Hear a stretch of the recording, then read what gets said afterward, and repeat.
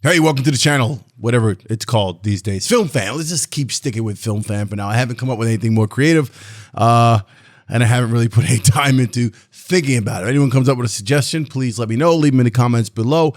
This episode, we're going to talk about a couple of things. It's kind of like a wrap-up video, I consider it. And it's a little late, I guess, because I'm going to talk about In the Heights, Lin-Manuel Miranda's film adaptation of his play, popular play. It's actually his first thing that kind of put him on the map.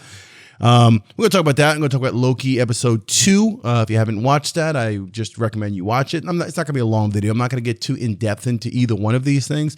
And I'll also talk about what else am I watching? Manifest. I started watching Manifest. I'm probably late to the table on that as well. But my wife got me into it, decided to watch it. So I'll just tell you what I think of it really quick. In case you're looking for something, Lupin is back, right? Lupin is back on Netflix. I started watching new Lupin. And what else? Godfather of Harlem, which I haven't really spoke about on the channel too much. So I'm just going to talk. We're just going to ramble a little bit, do the kind of podcasty thing on the channel, which I prefer to do anyway, rather than just sit here and give. Anyway, let's go through the intro. We'll be right back.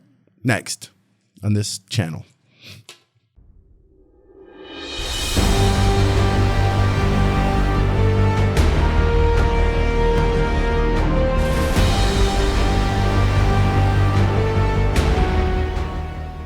Hey, welcome to my channel, Film Fan, where I talk film, all things film related, entertainment, streaming stuff, 4K content, collecting movies, Criterion Collection stuff, Arrow video, all that wonderful stuff. If you are mildly interested in that stuff, maybe you like collecting films, maybe you want to get into collecting films, maybe you just want to hear some guy talk about movies, talk about what's streaming, maybe you're just browsing and going, oh, I wonder who's talking about what. And you come across my channel, you like that stuff, you're new, go ahead and hit the subscribe button, and then you can join me every single time I put up a video, and hit the notification bell so you know when I put up a new video. For those of you who are already with me, I appreciate having you, and much appreciation. Let's get into it. So let's open this. I'm going to start with In the Heights. I want to talk about that. Now, here's the thing. Again, I don't do these things where, I watch the movie the moment it comes out or the day before and, get the press screener release and then immediately put up my content because I've got to fit the algorithm and what's trending. I kind of take my time. Sometimes I do, sometimes I don't. I kind of take my time.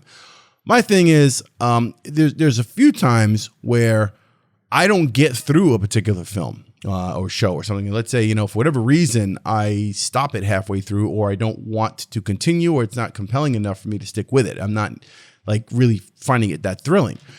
So it usually takes me a couple days before I get back to it and decide okay, I got to complete it. So I go ahead and finish it up. In the Heights, I didn't watch it immediately, like the day it dropped. I think I watched it like a day or so later on HBO Max.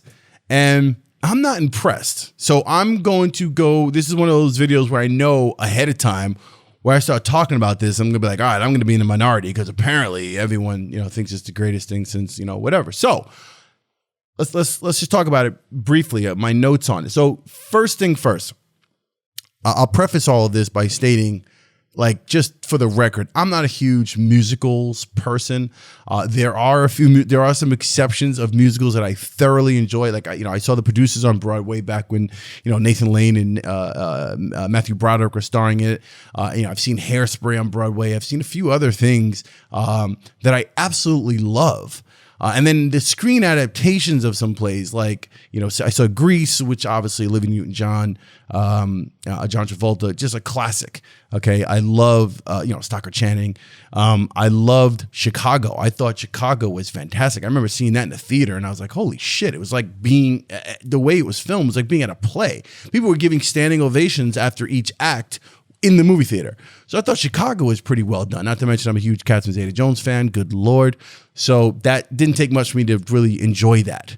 And obviously West Side Story being classic, and obviously the parallels here, a Latin themed stage play turning into a movie, and in New York City. So it brings us to In the Heights. Lin-Manuel Miranda did the actual stage play. I never saw the play, so let me also preface this whole thing by saying I didn't see the play, so I don't have a reference to compare the movie to. But I do understand that just in general, adapting anything to screen is a challenge, or it comes with a certain amount of practical things that need to be considered in terms of you're adapting from a novel, you're adapting from a stage play.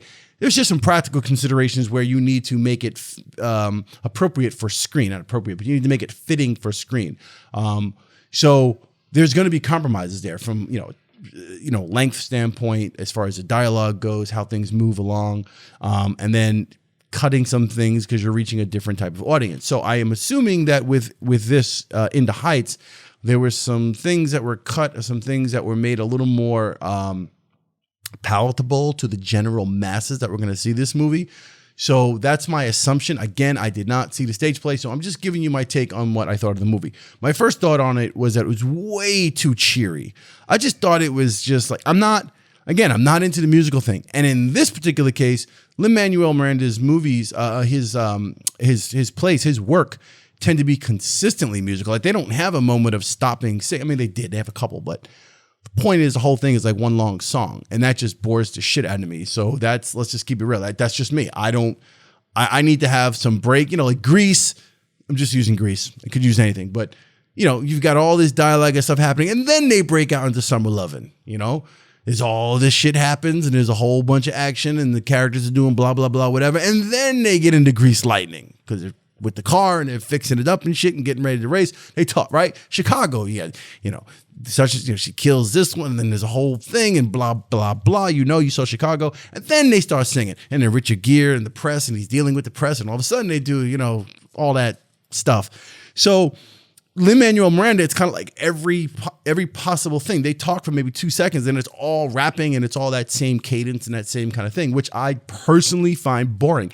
Not to say it's not super. Like, Hamilton was fantastic. You'd be hard pressed to have me say I didn't enjoy Hamilton. The thing is, it's just not my cup of tea. I totally appreciate the art. I totally appreciate the fact that Lin-Manuel Miranda is absolutely just lunatic, like just crazy talented, immensely talented and gifted at what he does, and his take on things, and what he's done for theater, and what he's done for the Latin community, for the theater community in general, what he's just done for this generation is fantastic. I'm just not a huge fan of that particular, not to say, and mind you, I'm a huge hip hop fan, right? But I find his plays and his stuff, it kind of like, it was just too, I don't know. I like a total break. I like the songs to be completely different in each act. I like the rhythm to be completely different in each act. That's just me. I don't know. Comment below if you feel the same way or if you think I'm nuts. That's just me. So with this, and this is the other thing, is where it gets a little more interesting for me. I lived in Washington Heights. I'm a New Yorker my whole life, born and bred. All right, and I lived in Washington Heights for about a year. I lived uptown. I lived in 150th and Riverside Drive. Then I was at 157th between Broadway and Riverside Drive. Now, if anyone knows Washington Heights, especially at the time I lived there, which was like the late 90s or so, mid 90s, early to mid 90s, I was there. And when I was on Riverside Drive, it was totally different, because Riverside Drive is Riverside Drive, and you got the water right there. You've got the Hudson is right there. And then as soon as you go up to Broadway, that's so it's like you're ducking bullets and shit. At the time I was there. And then, same thing, a few blocks up, 157th, closer to the bridge. It was not a pleasant place. It had its beauty, don't get me wrong. And I think that's what the movie was supposed to show. I just think it was way too... It was way too happy. In other words, if you're going to have a struggle about a particular hood, and you're going to talk about this hood, which is known for its grit and for a lot of the issues surrounding some of the economic issues, cultural things, just things that happen in that hood, you can't have all this wonderful dreamy stuff if you don't have the grit. You need that yin and the yang thing going on. I just felt like this totally surpassed. Like, it just circumvented all the bad, even though it tried to put the characters in situations and tried to affect this, your emotions on terms of, oh, this one's struggling with this and this one's struggling with that. But I didn't really feel that way. And I felt like, geez, I've been there. Like, I don't feel this is gritty enough, or you're not showing enough of it. It's just a dance party throughout the whole movie for the most part. I also, the issue that's come up, obviously, this whole thing about, the lack of like the real Afro-Latino culture and people in this movie. Like, there was no dark-skinned Dominicans in this. Washington Heights is predominantly Dominicans. And you don't do a movie about a Dominican community and don't have dark-skinned Dominicans. It just seems odd. Now, in this current culture, this day and age, cancel culture and everything else going on, you could find movies and people are going to pick movies apart and say, oh, this person wasn't represented and this group of people wasn't represented and that group of people weren't represented in this movie. And how dare you, shame you, and let's shut the movie down because not every single possible race or culture was identified in the movie. People are just losing their minds. Sometimes totally legitimate concerns. I mean, it's not as if Hollywood doesn't have a record of just totally abandoning cultures and whitewashing certain things and whatever.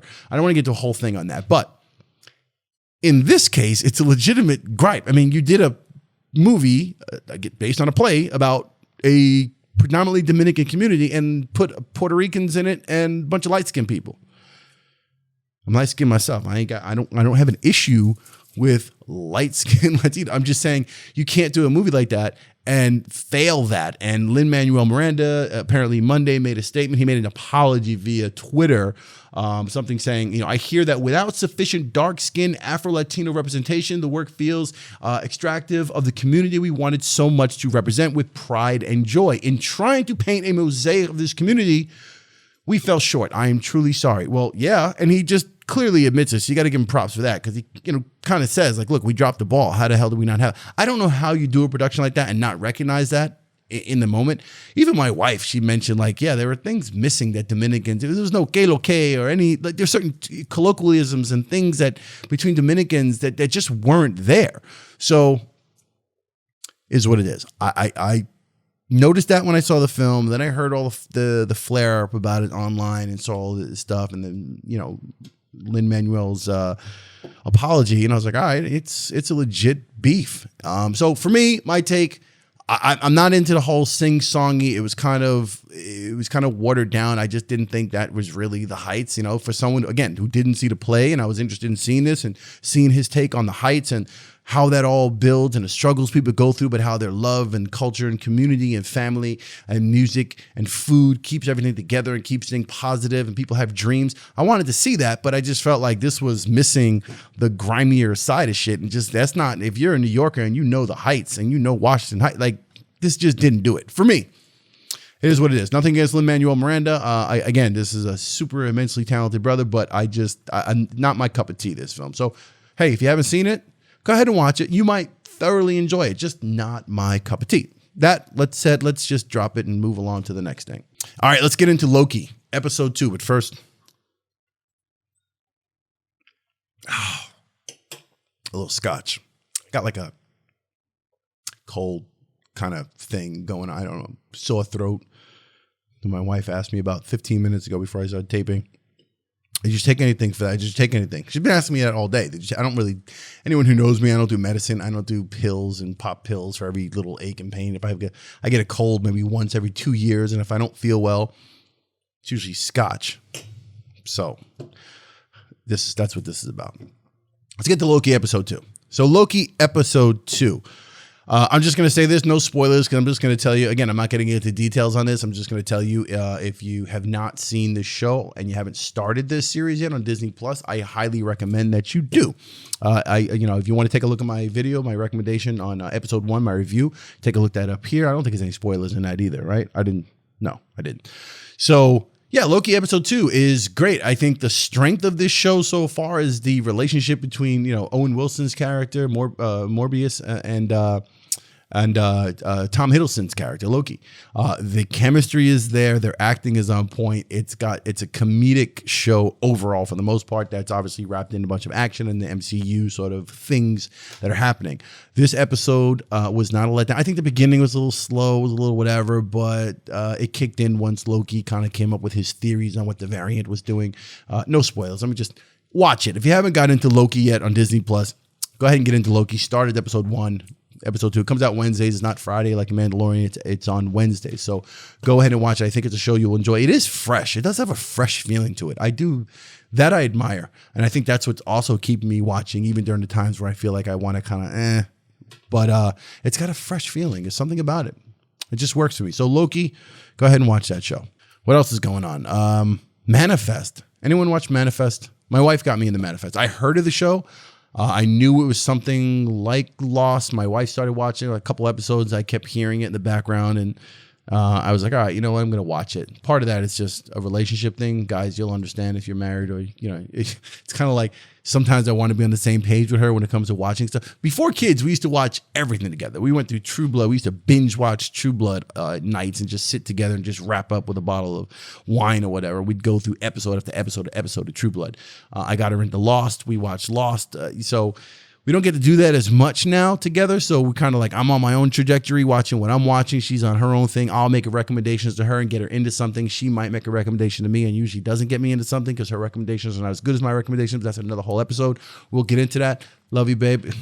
But yeah, she watched that and I decided to go ahead and watch it to be in sync with her. So I started watching it and I'm on like the 6th episode. It's pretty good, very Lost-like. It has that Lost feel to it, you know, the plane and some mystery and some sci-fi / weird supernatural shit's happening. You're not quite sure what it is. Lost was way better. I'm not even comparing them. I'm just saying that they are slightly identical in that regard, but other than that, Lost, the first and second episodes of Lost blow this whole show away as it is. Apparently they got canceled too. This show Manifest got canceled.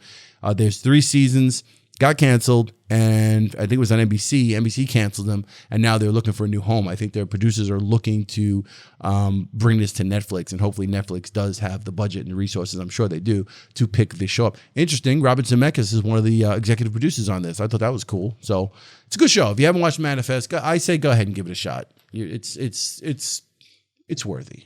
What else? Godfather of Harlem. I've been watching that. I kind of left it for a minute to season 2. I think I watched the premiere and then I missed a couple episodes. So I had to kind of go back and rewatch some stuff. I love that show. I love Forrest Whitaker. I think it's getting a little between, you know, Vincent, what's his name? Chaz Palminteri's character and Forrest Whitaker, you know, Bumpy Johnson. It's like almost every episode there's some sort of crazy thing that's going to shut everything down. Everyone's going to be killed.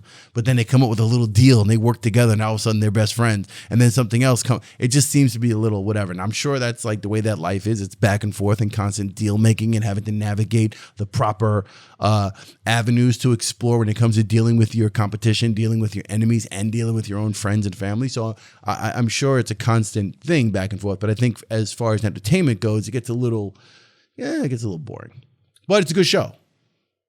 It's a good show.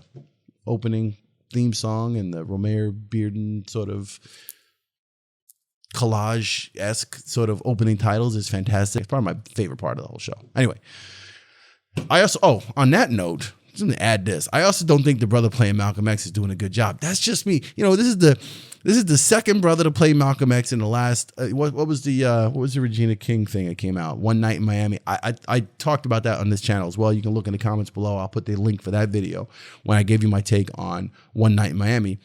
And I thought the brother that did play Malcolm there was terrible, right? And I think the guy in Godfather of Harlem, he's like soft spoken. He's got like a little rasp to his voice, but I just don't. Listen, I know Malcolm. I know my Malcolm, right? And I just don't. I know that he wasn't this fiery guy that was angry and this violent man that the other side, you know, the press and the man try to portray him as. I understand that Malcolm had a softer side and Malcolm was totally 100% the epitome of a black king gentleman, right? But his speaking, he had a fire to him. He had a way of speaking at a cadence that, like, so far, none of these actors, as far as I'm concerned, have been able to capture. That's just me. So that's my thing on Godfather of Harlem. I just wanted to add that for no random reason other than I'm kind of just freestyling and podcasting this kind of thing tonight. What else do I have to talk about? Loki, Manifest, Godfather. Oh, Lupin. Netflix. Lupin is back. Started watching that. I'm on, I think, episode 2 or 3. Lupin's almost the same thing with Lupin. It's getting a little... You can always tell when a show is going to let you down because like 2 or 3, like it'll have one good season and then shit just starts to like they had a really good idea, really good premise. They had a few episodes in them and then they busted nut and it was over. Like, all right, boom, done. We got nowhere else to go. So now we're just writing shit. And that's how I feel some of these shows are. It's how I felt. Lupin's not bad. It's just, feel like it's kind of hitting that point, that threshold of like, all right, this is kind of where we're at right now. It's not going to get much better. It couldn't. I don't really know. I like the show though. If you haven't seen it, go ahead and watch episode 1. You'll at least enjoy that one. I need more of this. You hear my voice? Okay, so that's really it for me. I want to talk about In the Heights. I want to talk about Loki. And I want to talk about Lupin and The Godfather Harlem. What else is going on? Movie-wise, look, only thing I'm waiting for is Bond, and I'm waiting for Dune. Dune and Bond. And I'm waiting for Questlove's Summer of Love Festival. I'm waiting. Like, these are the only 3 things that right now that are on my mind in terms of I got to get to a theater. Those 3 things. Who's with me on that? Anyway, just again, here I am, just rambling and talking. All right. The other reason for this is because it's kind of a lazy thing. I instead of doing an episode of In the Heights and then doing an episode of Loki and talking about Loki, I just figured, I just give it all to you on one shot here. It's easier for me, and it is what it is. All right. I hope you enjoyed this, my rambling. Again, if you haven't seen Loki, you see, that's why we need the scotch. If you haven't started watching Loki, watch Loki. If you haven't seen In the Heights, go ahead and watch In the Heights. Just come back and let me know your in my comments, in the comments there below, what you thought. You probably know the controversy already surrounding it. Maybe you're a huge Lin-Manuel Miranda fan. I don't know. Let me know. Am I totally out of line on this? But let me know in the comments. If you liked the video, definitely hit like. I truly appreciate that. If you haven't subscribed, definitely subscribe. I truly appreciate that. Manifest, go ahead and watch Manifest. Godfather of Harlem, obviously. If you're not already watching that, you should be watching that. And Lupin, go ahead and watch Lupin. All right, I'll see you on the next one. Cheers. Be well.